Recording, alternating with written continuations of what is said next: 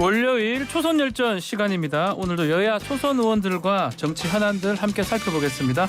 국민의힘 허은하 의원, 더불어민주당 장경태 최고위원 두 분 나오셨습니다. 안녕하십니까? 안녕하세요. 국민의힘 허은하입니다. 네, 안녕하세요. 장경태입니다. 네, 자 어제 민주당은 밤샘 의총 6시간 무제한 토론을 했습니다. 어제 분위기 먼저 한번 들어보겠습니다. 어땠습니까? 아주 다양한 의원님들께서 여러 가지 쇄신에 대한 각자 자유 발언을 이어가셨고요. 네. 많은 분들께서 끝까지 자리에서 경청하시면서 그러면 좀 죄송합니다. 진지한 분위기를 연출했습니다. 또 이 쇄신 요청을 통해서 5가지 결의가 나왔는데요. 결의문 채택을 했죠. 예, 여러 가지 이 탈당 이후에 네. 추가 필요한 부분에 대한 조사도 하고 엄정 조사 후에 여러 가지 이 책임을 묻는 원칙을 바로 세우겠다. 또 두 번째 윤리 규범을 엄격하게 적용하겠다. 네. 또 세 번째 이 윤리기구를 반부패기구 수준으로 독립 강화시키겠다. 네 번째 이 국회의원뿐만 아니라 고위공직자의 재산 신고에 가산 자산을 포함하겠다. 네. 또 입법 조치하겠다. 5번째가 당의 여러 가지 쇄신 혁신 기구를 설치해서 논의를 이어나가겠다였습니다. 그렇기 때문에 많은 분들께서 진지한 상황에서 충분히 많은 분들이 좋은 의견 많이 내셨다고 봅니다. 김남국 의원은 탈당을 했거든요. 또 허은하님 그 배경은 뭐라고 보십니까? 글쎄요. 그 배경이 저희가 궁금한 거죠. 네. 우선은 마술을 부릴 때 뭐 수리수리 마하수리 뭐 이런 얘기를 하는데 네. 늘 수리수리 탈당수리 하면서 민주당은 탈당만 한다. 모든 예. 은폐를 탈당으로 하는 것 같은 생각이 좀 네. 들어요. 윗물이 맑아야 아랫물도 맑다라는 그런 게 있지 않습니까? 윗분들이 늘 탈당하고 선당수 후사했으니 도와줘야 된다. 참 고마운 사람이다라는 얘기까지 나왔던 모 의원의 사례를 보면서 본인도 우선 탈당하고 도망가 보면 뒷일은 알아서 해주겠지. 뭐 이런 생각은 한 건 아닌지 그런 뭐 저는 의문이 듭니다. 어떻게 보십니까? 민주당에서는 탈당이 이 정치적 최고 수준의 결단에 준합니다. 여러 가지 국회의장 중재안과 여야가 합의했던 수사기소 분리 법안에 대해서도 여야가 합의했음에도 민영배 의원님이 탈당하시고 나서 복당하는 과정이 1년 넘도록 많은 또 어려움이 있지 않았습니까?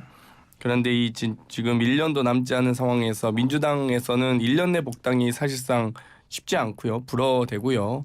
또 복당한다 한들 8년간 여러 감산이라든지 불이익 조치가 있습니다. 국민의힘 같은 경우는 탈당했다가 쥐죽은도 복당 많이 하시잖아요. 전혀 불이익 조치도 없고요. 그래서 이 국민의힘과는 좀 상황이 다르다. 민주당에서의 탈당은 사실 최고 수준의 징계, 제명과 동일합니다. 효력이. 그렇기 때문에 좀 사안이 좀 다르다고 말씀드리겠습니다. 구체적으로 듣고 싶어요. 한 9번 정도 탈당하셨어요. 누가요? 민주당에서? 지금 21대. 네, 민주당에서 9명 정도 되신 분이 어떤 불이익을 받으셨죠? 지금 제가 민영배 의원님 그 성함을 말씀 안 드리려고 모 의원이라고 했었었는데 그분이 어떤 불이익을 당하셨는지 그것도 상당히 궁금하고 오늘 모 신문에서 그래서 철험인가요? 그 부분이 뭐 없어져야 된다.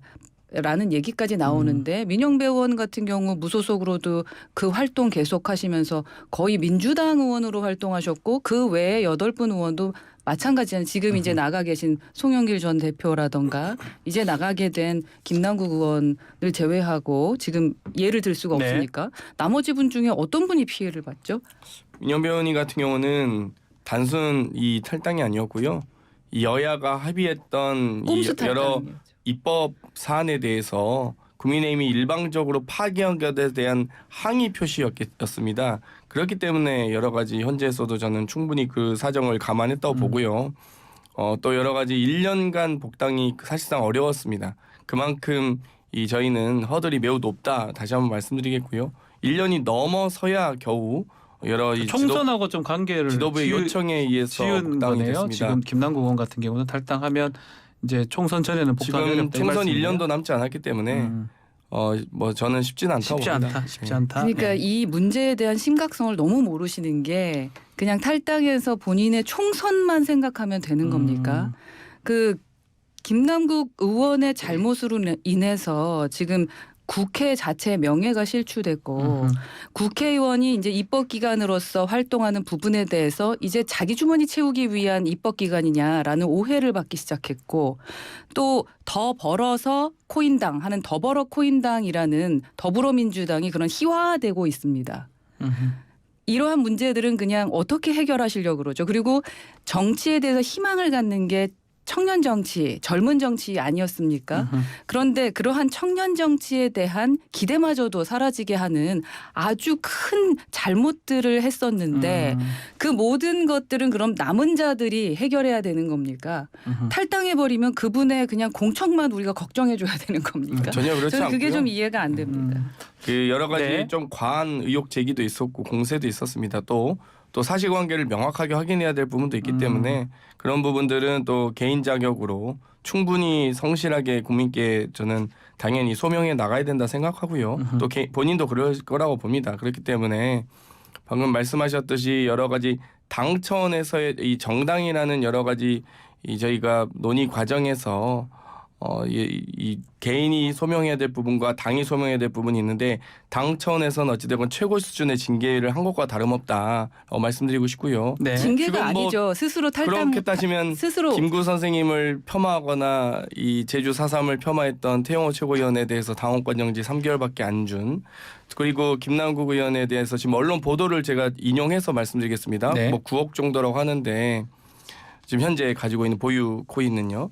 그러면은 이 가상자산은 재산신고 대상이 아니어서 그런다면 이 재산신고 대상이었던 예금과 채권에 대해서 11억이나 된 돈을 안 했던 조수진 의원은 어떻게 하셨습니까? 그러니까 국민의힘이 저도 이 김남국 의원에 대한 충분히 윤리적 도덕적인 검증과 또 소명도 분명하게 필요하다 봅니다만 그렇게 주장하시려면 불법을 저지른 사실 그거 불법 아닙니까? 재산신고 대상인데 11억이나 더 큰 금액을 어떻게 자기 재산을 11억을 까먹을 수 있습니까? 그러니까 이런 부분은 정말 국회가 정말 국회 공의 우리 남은 자들의 몫이라면 이 두 분 모두 똑같이 저는 기준으로 적용해야 된다 봅니다.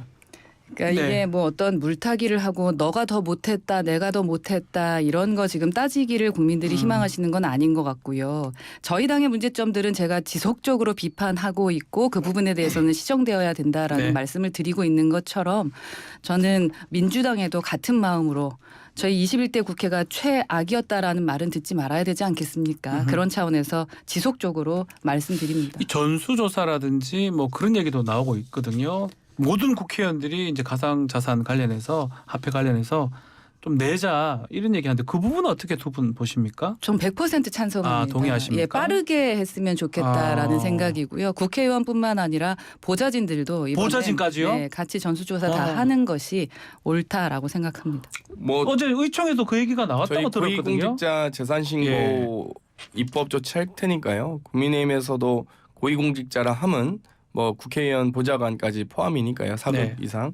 그래서 같이 5월 중에 빠르게 입법 조치했으면 좋겠습니다. 입법은 입법이고 네. 지금 당장 이제 도망갈 수 있는 그 시간을 줄 필요는 없을 것 같아요. 그래서 바로 좀 처리할 수 있도록 의장님이 움직여 뭐 국회 주시든 차원에서, 네, 충분히 당 가능하다고 대표들께서 이야기 나누시든 해주셨으면 좋겠습니다. 그 김남국 의원이 이제 가상화폐로 좀 돈을 벌었다는 얘기가 2년 전부터 나왔다고 하긴 하던데 이 당에서 조치를 안 한 거 아니냐 이런 일각의 지적이 있는데 그 부분은 어떻게 봐야 됩니까? 뭐 제가 그때 말씀도 드렸지만 네. 딱 두 가지였습니다. 재산 신고가 10억 넘었다와 코인과 주식으로 벌었다더라 뭐 이 정도였습니다. 그런데 딱 두 가지 정보밖에 없었군요. 근데 10억 죄송합니다. 10억 이상의 재산 신고는 네. 전 국민께 공개된 자료고요. 예. 뭐 주식과 코인으로 벌었다더라는 많은 정치부 기자들도 사실 이미 인지하고 있는 사실이었습니다. 다만 이제 그 시기와 규모에 대해서 몰랐죠. 당연히 의원 전에 그만큼 벌었을 거라 생각했고 어찌됐건 이 부분에 대해서는 뭐 조치에 대한 이 차원은 아니었던 것 같습니다. 2030 세대 민주당 지지율이 많이 빠졌더라고요. 갤럽 조사 보니까 지난주 31%인데 12%나 19% 떨어져서 20대 같은 경우는 30대도 33%로 집계가 됐던데 이게 코인 관련해서 청년층이 이탈한 거 아니냐 이렇게 얘기를 하고 있는데 그래서 이재명 대표 재신임까지 어떻게 보고 계시는지요? 저도 그럴 것 같습니다. 이게 상대적인 박탈감이 엄청날 것 같아요. 네. 혹시나 하고 다시 이제 더불어민주당을 지지하려고 했었다가 역시나라는 생각을 했을 것 같은데 기존에 그 집값 폭등시켜서 벼락거지된 말까지 나올 정도로 그 정부에 대한 상대적 박탈감을 느꼈던 국민분들이 계시거든요. 예. 근데 이번에 월급만으로 집도 못 사는 생각을 하면서 와 내가 결혼할 수 있을까라는 생각까지도 20, 30대 상당히 많이 하지 않습니까?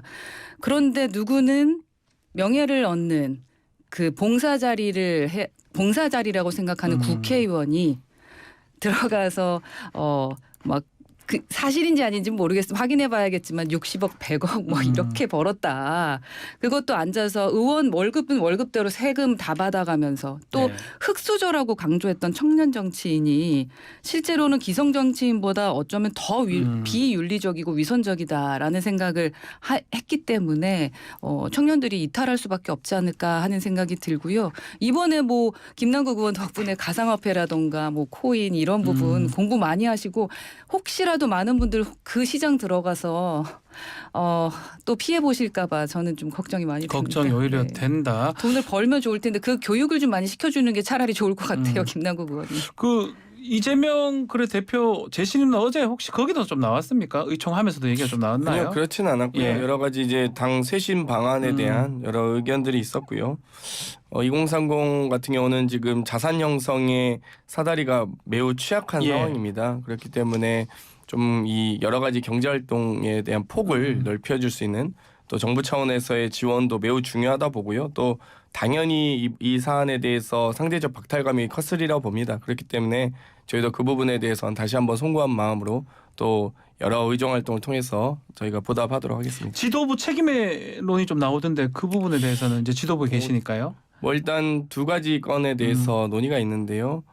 돈봉투 의혹에 대한 부분 또 김남국 의원에 대한 코인 부분에 대한 부분인데 뭐 돈봉투는 일단 이 캠프에서 일어난 일이었기 때문에 또 당에서 이렇게 확인하는 과정이 사실 쉽지는 않습니다. 네. 그럼 뭐 그런 부분이 충분히 의혹도 많았지만 또 그만큼 사실관계를 확인해야 될 부분도 많았고 또 김남국 의원에 대한 건도 이 워낙 이 가상자산에 대한 여러 뭐 소위 이 암호화폐로 불릴 만큼 네. 이 검증이 어려운 부분도 있습니다. 그렇기 때문에 저희도 신중할 수밖에 없었다. 지도부가 너무 또 부안해동해서 여러 가지 갈등과 논란을 증폭시키는 방식으로는 문제를 해결할 수 없다고 보고요. 그런 부분에 대해서 좀 더 차분한 대처를 하고 있다 좀 말씀드리겠습니다. 네, 허나원님. 그러니까 자신의 사실 비리혹이 가장 큰 분이 이재명 대표시잖아요. 근데 그분이 스스로는 이제 눈을 감고 지금 문제가 커진 말씀하신 돈 봉투라던가 이 코인 문제에 집중만 하다 보니까 아마 이재명 대표도 사퇴해야 된다라는 의견이 당내에서도 나오고 있는 것 같습니다. 오늘 댓글 보니까 재밌더라고요. 엄정 수사 이젠 지겹다. 그 거의 엄정 조사 하겠다고 더불어민주당이 많이 말씀하시지만 진짜 그랬나? 라는 이야기들을 국민들이 많이 하고 계십니다. 그래서 이번엔 진짜의 길 바라봅니다. 알겠습니다. 자, 국민의힘 얘기도 좀 해보겠습니다. 뭐 지금 좀 전에 언급이 좀 됐지만 지난주 1, 2위에서 김재원 최고위원은 당원권 정지 1년, 태영호 의원은 당원권 정지 3개월 결정을 내렸는데요. 어떻게 잘한 결정이라고 보십니까? 허나 의원님이 좀 당내에 계시니까요. 저는 윤리위의 존재 이유에 대해서 네. 국민들께서 좀 의문을 가지실 것 같다라는 생각이 듭니다. 제가 전당대회 최고위원으로 나갔을 때 사실은 제가 당선되면 윤리위를 없애겠다라는 말까지 공약으로 했었는데 하셨군요. 예, 그러니까 윤리위가 윤리위의 역할과 존중을 받으려면은 네. 독립성과 그 자율성에 대해서 지켜나가셔야 된다라는 거죠. 그런데 네. 그런 회의가 좀 느껴지는 결과였다라고 생각합니다. 국민들이 보셨을 때는 그 결과와 내용이 뭐가 다르지라는 생각인데 그죠? 그분들의 잘못들 징계를 왜 받아야 되는지에 대한 그 내용들의 결과를 보면 근데 징계의 결과는 좀 다르게 나왔잖아요. 1년 3개월 차이가 나죠. 예. 그리고 윤리위원회는 공천관리위원회가 아닙니다. 본인들이 공천을 쥐락펴락하는 것 같이 보이는 활동을 하신 거다라고 생각하고 그거를 정치적 해법을 내놔야 되는데 정치적인 어떤 해법으로 결과를 만들어 버려 가지고 저는 이 징계에 대해서 국민들께서 올바랐다라고 생각할까라는 생각이 좀 많이 듭니다. 정치해서는 안 된다고 생각합니다. 민주당도 좀 그런 시각인가요?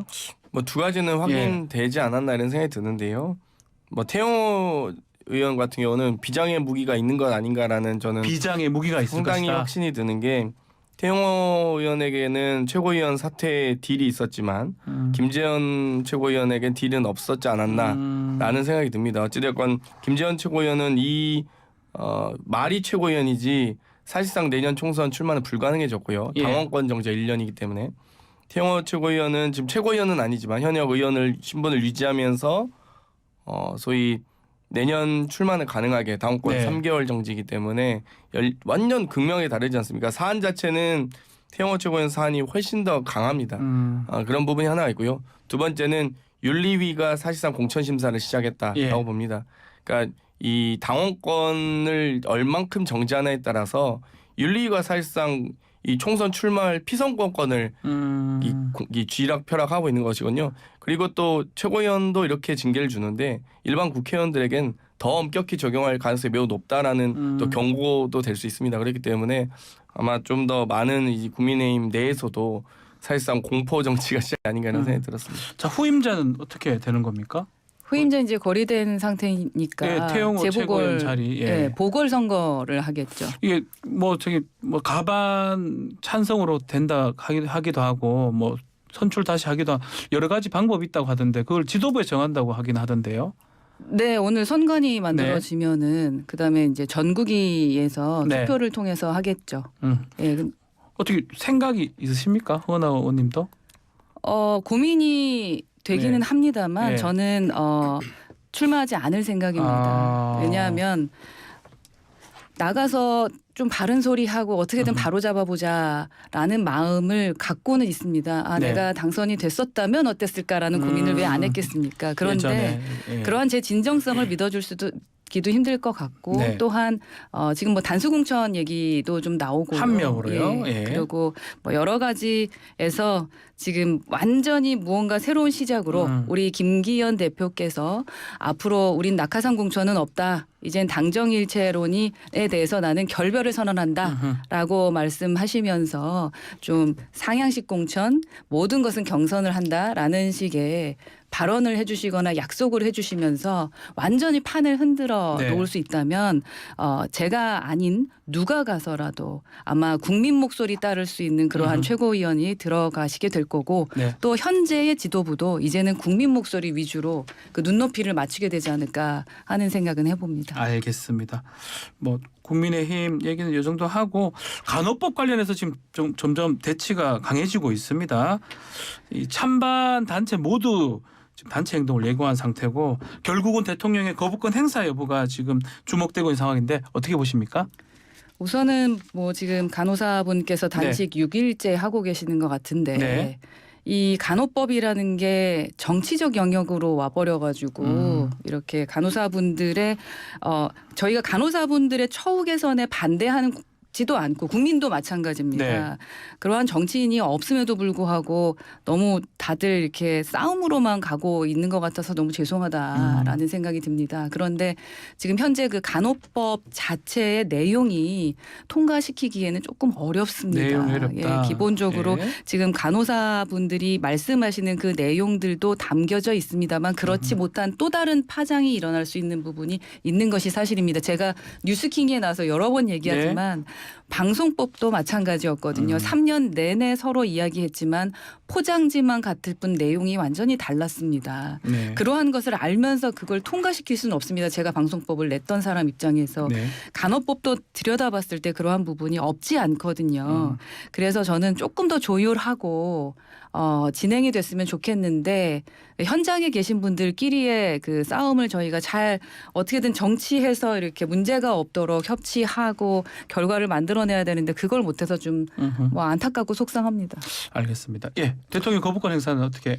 저는 된다고 간호법만큼은 보십니까? 예. 좀 거부권 행사 안 해주셨으면 좋겠는데요. 그러니까 좀 양곡관리법도 마찬가지지만 이 국민들께 직접적인 혜택이 돌아가는 민생 법안들에 대해서는 네. 뭐 여야가 좀 정쟁하지 않았으면 좋겠습니다. 그리고 대통령께서도 국회의 의견을 좀 존중했으면 좋겠습니다.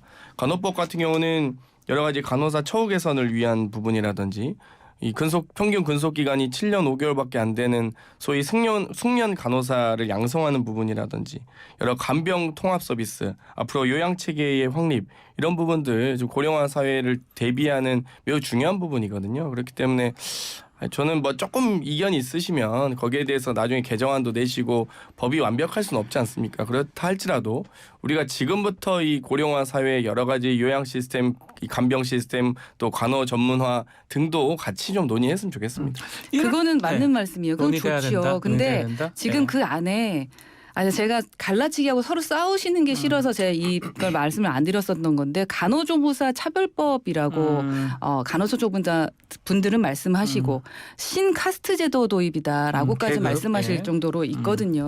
그러니까 간호조무사 분들의 학력을 차별하는 부분들에 대한 어떤 이기주의법이다라고 말씀하시는 부분들도 있습니다. 그런 부분도 같이 봐야 된다라는 얘기거든요. 이럴 때 결국은 거부권 행사도 뭐 행사지만 여야가 사실 이건 협치 부분이잖아요. 그렇죠. 예. 지금이라도 좀 만나야 되는 거 아니냐 이런 얘기가 계속 나오고 있어요. 대통령하고 야당 수장 그 어떻게 보십니까?